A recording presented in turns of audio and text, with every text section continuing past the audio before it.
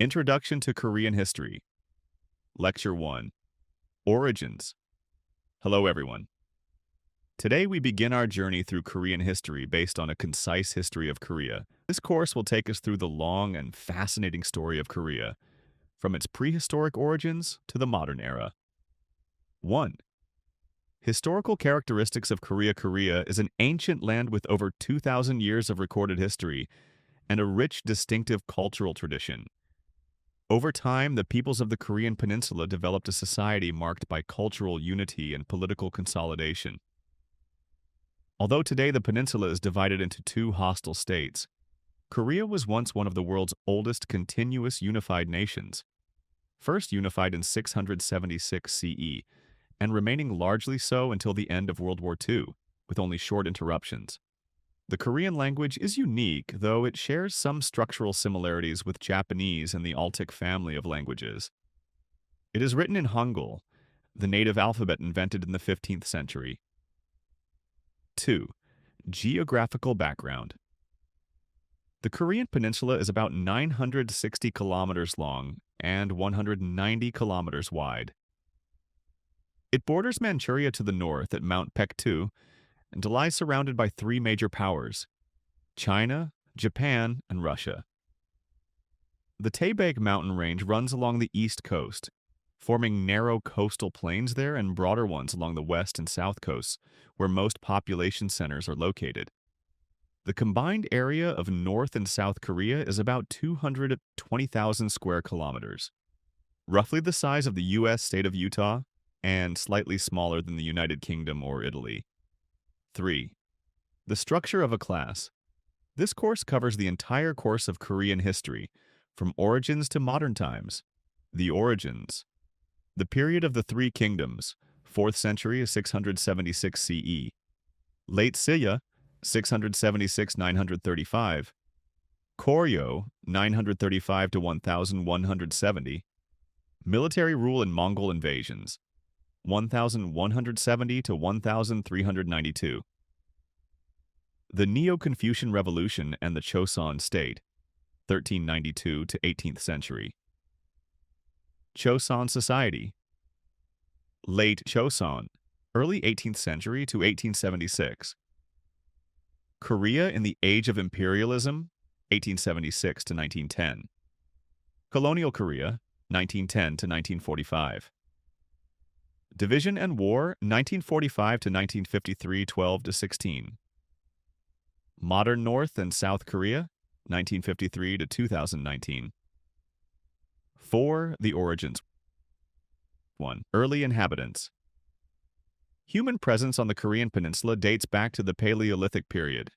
About 400,000 years ago, evidence of human habitation in the area of present-day North Pyongan Province can be found at the Kumaru Cave Site, located in Huguri, Sangwon County, North Hwanghae Province.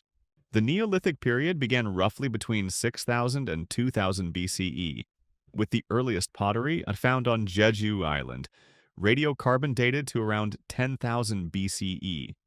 Typical Neolithic pottery includes comb-patterned pottery, chulmun, decorated with parallel incised lines found especially in the Han and Taedong River valleys, and along the east coast around 4,500 BCE. 2. The Age of Rice Farming. Korea has two main types of rice: Oryza sativa japonica and Oryza sativa indica. Rice cultivation reached Korea by around 3000 BCE, likely from the middle reaches of China's Yangtze River. It was initially dry field farming, but by the 8th century BCE, evidence of wet rice cultivation appears.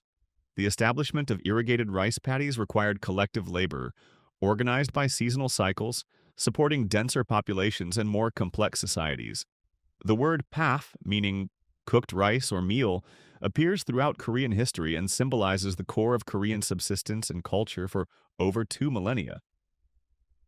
3. The Bronze Age and dolmens. The Bronze Age began around 700 BCE in Korea. Artifacts include dagger-shaped bronze swords, Bippa style, and multi-knobbed bronze mirrors also found in Manchuria and northern China, indicating a shared cultural sphere in Northeast Asia. A striking feature of this period is the dolmen, megalithic tomb, culture. Korea has over 10,000 dolmens, possibly more than the total number in Europe.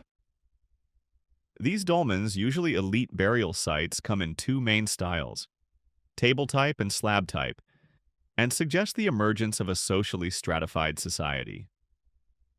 4. Early sources and the Kingdom of Choson. Our understanding of early Korea comes from archaeological finds, myths, and early written records. The most important Korean sources are the Samguk Sagi, 1145, and Samguk Yusa, 1279. Chinese records include Sima Qian's Shiji and the Sangguoji, records of the Three Kingdoms, in its Eastern Barbarians section. The most famous Korean foundation myth is the Tangun myth, which tells that Tangun Wangom founded Chosun in 2333 BCE at Asadal. Although the story was likely not written down until the 13th century, later Korean nationalists viewed it as a symbol of Korea's antiquity and cultural distinctiveness. Historically, the earliest recorded state in Korea is Choson, which existed until it was conquered by China's Han Empire in 109 BCE. 5.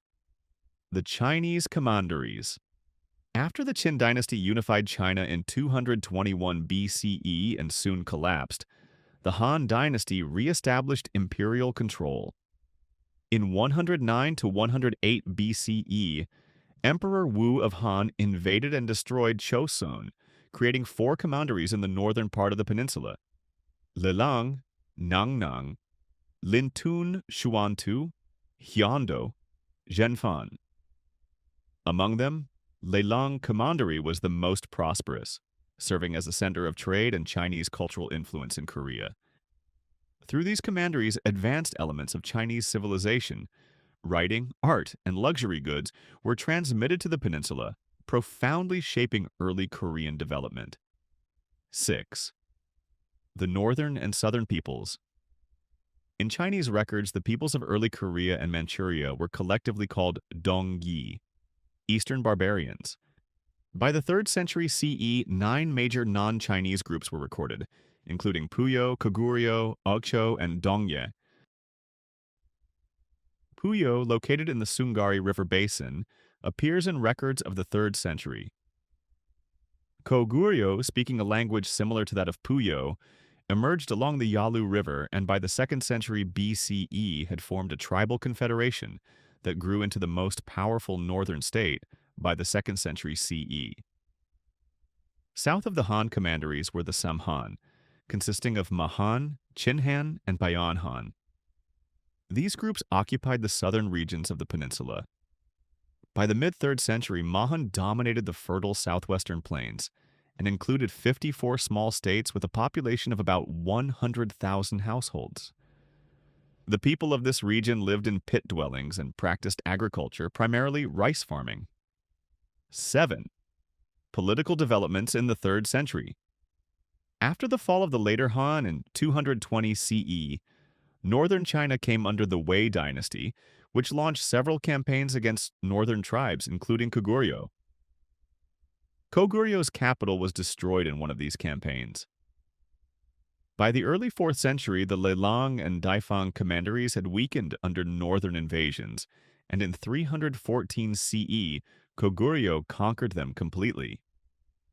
This marked the end of direct Chinese rule in Korea and allowed the Korean peoples to develop their societies independently. Conclusion. Today, we trace the origins of Korean history, from prehistoric habitation to the early formation of complex societies.